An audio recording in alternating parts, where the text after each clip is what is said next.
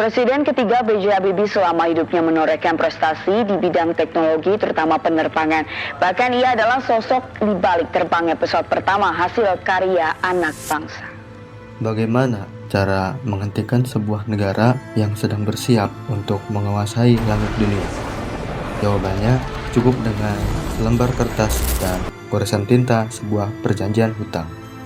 10 Agustus 1995 adalah hari di mana ribuan pasang mata menatap langit Bandung dengan air mata bangga. Kita melihat sebuah burung besi raksasa melesat membuktikan pada dunia bahwa Indonesia bukan lagi bangsa kelas 2 yang hanya bisa menonton teknologi. Namun, sejarah mencatat sebuah kegagalan geopolitik yang paling kejam.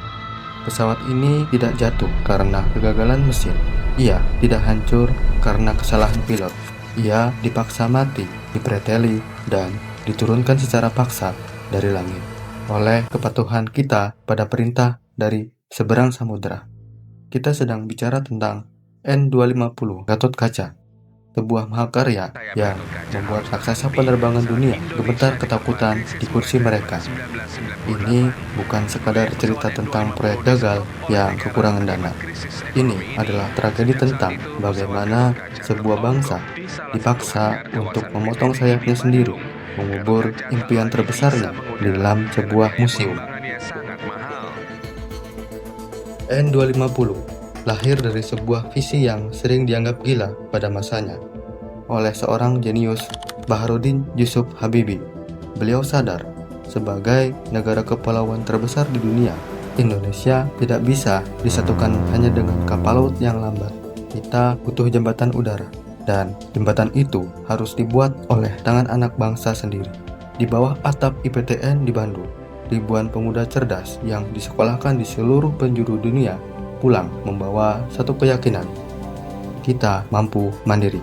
Gatot-Kaca dirancang bukan dengan meniru, melainkan dengan melompati zaman.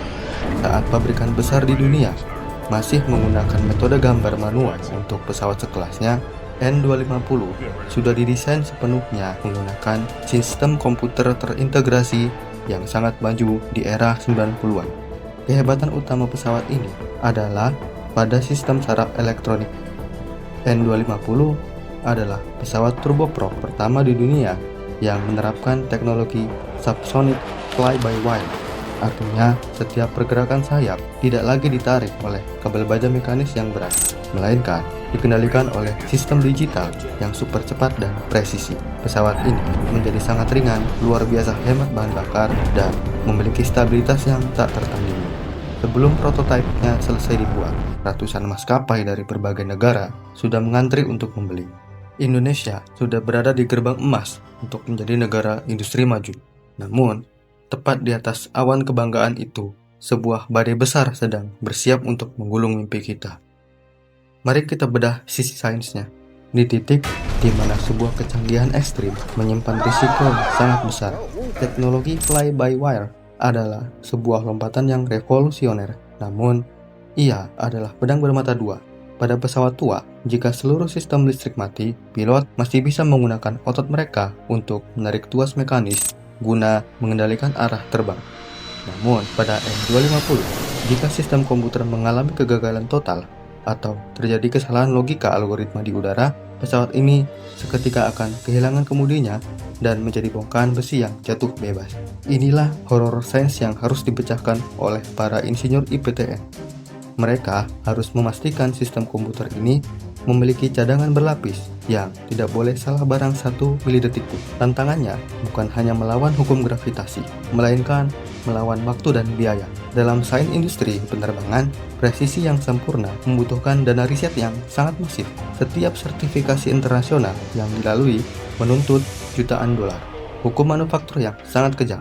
Jika sebuah pesawat yang canggih tidak segera diproduksi secara massal untuk menutup biaya riset, maka proyek tersebut akan mulai memakan dirinya sendiri dari dalam. N250 adalah sebuah kesempurnaan fisika terbang, namun ia sedang berdiri di atas bom waktu ekonomi yang siap meledak kapan saja. Tahun 1997, badai krisis moneter menghantam Asia dengan daya hancur yang luar biasa. Ekonomi Indonesia lumpuh total. nilai rupiah runtuh, dan pemerintah terpaksa meminta bantuan dana kepada IMF. Disinilah sejarah paling kelam itu terjadi. IMF bersedia mencairkan dana bantuan sebesar puluhan miliar dolar. Namun, dengan satu syarat mutlak yang sangat aneh, Indonesia harus menghentikan total seluruh bantuan dana negara untuk proyek pesawat N250 dan IPTN. Secara sains dan kebutuhan transportasi negara kepulauan, keputusan ini adalah sebuah kebodohan. Namun, secara geopolitik global, ini adalah strategi perang dagang yang sangat cerdas. Raksasa asing melihat krisis ini sebagai kesempatan emas untuk mematikan pesaing paling berbahaya dari Asia sebelum ia sempat menguasai pasar dunia. Dengan satu tanda tangan di atas selembar kertas putih, seluruh pendanaan dihentikan seketika. Hanggar IPTN yang tadinya bergemuruh oleh kebanggaan dan masa depan sains tiba-tiba berubah menjadi kuburan yang sunyi. N250 Gatot-Kaca yang telah sukses terbang ratusan jam tanpa ada satupun cacat teknis dipaksa turun ke tanah untuk selamanya. Ia mati bukan karena cacat produksi, ia mati karena dicekik oleh politik hutang negeri. Tragedi N250 Gatot-Kaca meninggalkan sebuah coretan hitam yang sangat dalam di sanubari bangsa ini.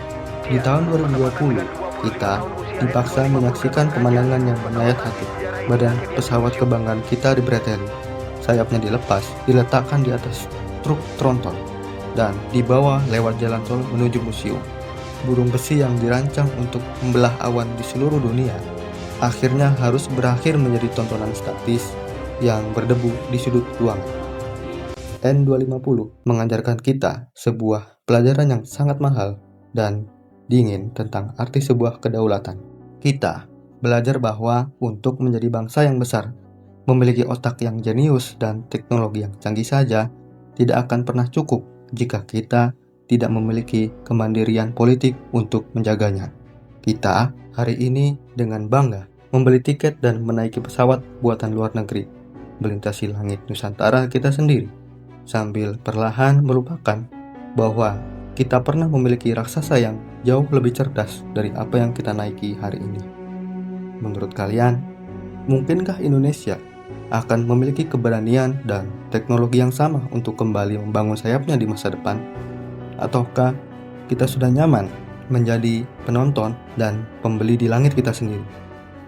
Terima kasih banyak telah menyimak video ini sampai habis.